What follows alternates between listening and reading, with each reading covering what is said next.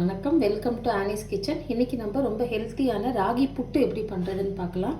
யூஸ்வலாக ராகி மாவு நம்ம கடையிலையும் வாங்கிக்கலாம். அப்படி இல்லைன்னா ராகியை வாங்கி நல்ல 4-5 தடவை வாஷ் பண்ணிவிட்டு வெயிலில் நல்லா காய வச்சு மிஷினில் அரைச்சும் நீங்கள் மாவாக பண்ணி எடுத்துக்கலாம். அப்படி பண்ணிங்கன்னா உங்களுக்கு நிறைய குவான்டிட்டியும் நிறைய கிடைக்கும். கடையில் விற்கிறத விட இது நம்மளே பண்ணுறதுனால ரொம்ப ஹெல்த்தியாகவும் இருக்கும். வாங்க எப்படி பண்ணுறதுன்னு பார்க்கலாம்.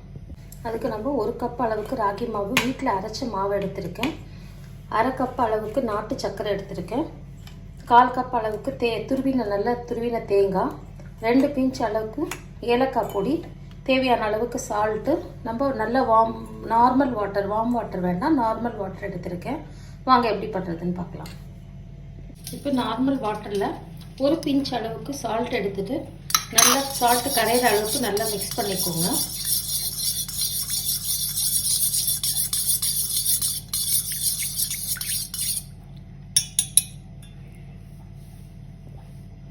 இப்போ ஒரு வாய் அகலமான ஒரு பவுலில் எடுத்துருக்கிற ராகி மாவு போட்டுக்கலாம். இந்த மாவை நம்ம இந்த வாட்டர் வச்சு கொஞ்சம் கொஞ்சமாக பிசைஞ்சு தரணும். கட்டி இல்லாமல் நல்லா உதிரி உதிரியாக பிசைஞ்சுக்கணும். கொஞ்சம் கொஞ்சமாக தண்ணி ஊற்றி பிசைருங்க. மொத்தமாக தண்ணி ஊற்றினீங்கன்னா சப்பாத்தி மாவு மாதிரி ஆகிடும்.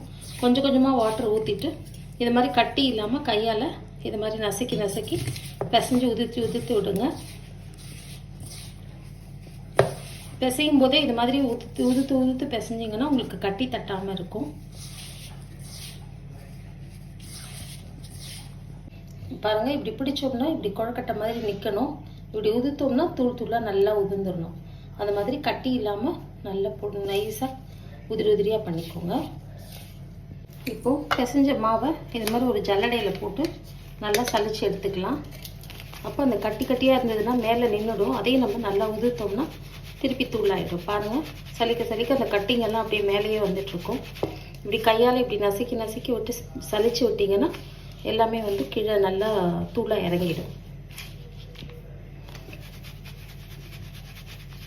சலிக்கும் போதே அந்த கட்டிங்களை நசுக்கி விட்டுட்டே இருங்க.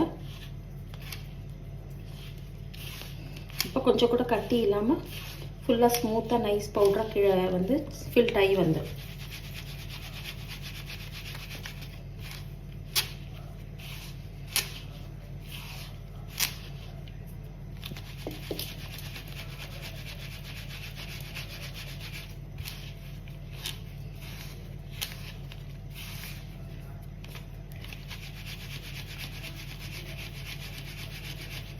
அதே மாதிரி மிச்சம் இருக்கிற எல்லா மாவையும் போட்டு சலிச்சு எடுத்துக்கலாம்.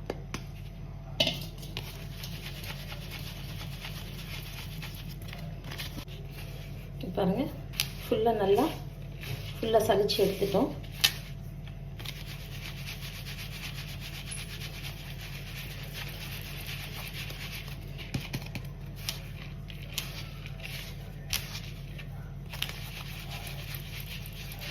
பாருங்க, எவ்வளோ நைஸாக ஸ்மூத்தாக ஒரு கட்டி கூட இல்லாமல் மாவு ரெடி ஆயிடுச்சு. இப்போ இதை நம்ம ஆவியில் வேக வச்சு எடுக்கலாம்.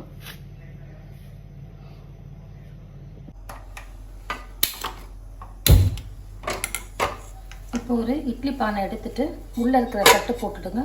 நல்ல சுத்தமான ஒரு காட்டன் துணி எடுத்து அதில் போட்டுட்டு இந்த சலிச்சு வச்சுருக்கிற ராகி மாவை அதில் போட்டு நல்லா ஒரு 10 நிமிஷம் வேக வச்சிடலாம்.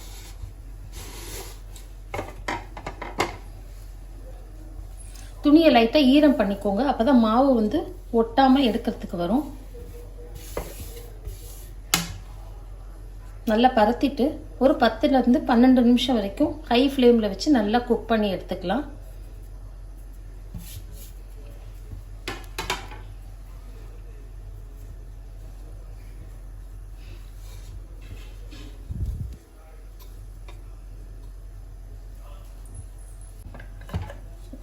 டுவெல் மினிட்ஸ் நல்லா குக் ஆகட்டும். 12 நிமிஷம் ஆயிடுச்சு. இப்போ நம்ம எடுத்துடலாம், வெளியில் எடுத்துடலாம்.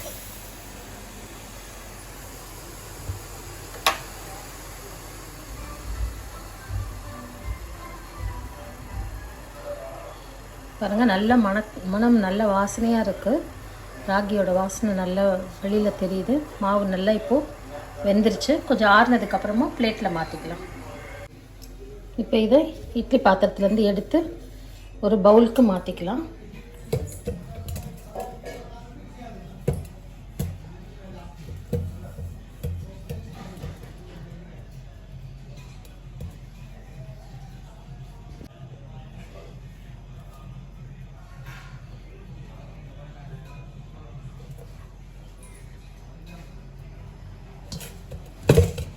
இப்போ இது நல்லா ஆற விட்டுடுங்க. அதுக்கப்புறமா நம்ம வெல்லம் சேர்த்துக்கலாம். சூடோட வெல்லம் சேர்த்தோம்னா கரைஞ்சி ஒரு மாதிரி.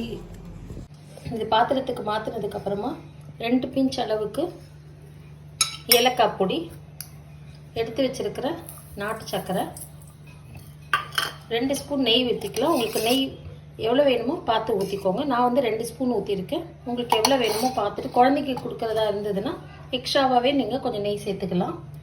இது கூட தேங்காய் துருவல். ஃபஸ்ட்டு இதை நல்லா மிக்ஸ் பண்ணிவிட்டு லாஸ்ட்டாக தேங்காய் துருவல் போடணும். பாருங்கள், லைட்டாக அப்படி கட்டி கட்டியாக இருக்கிற மாதிரி இருக்கும். அப்படி கையில் உதுத்திங்கனாலே அப்படியே பஞ்சு மாதிரி உதிர்ந்து வந்துடும்.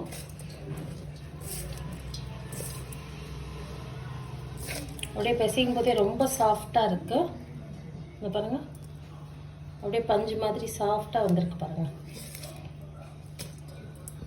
இப்போ நல்லா மிக்ஸ் பண்ணிவிட்டு தேங்காய் துருவல் ஆட் பண்ணிக்கலாம். நீங்கள் சப்போஸ் பெரியவங்க சாப்பிட்றதா இருந்ததுன்னா நல்ல செக்கில் ஆட்டின நல்லெண்ணெய் சேர்த்துக்கிட்டு கூட ரொம்ப வாசனையாகவும் டேஸ்ட்டாகவும் இருக்கும். பாருங்கள் எவ்வளோ சாஃப்டாக பூ மாதிரி இருக்குது பாருங்கள், புட்டு வந்திருக்கு. இப்போ இதை ஒரு பவுலுக்கு மாற்றிக்கலாம்.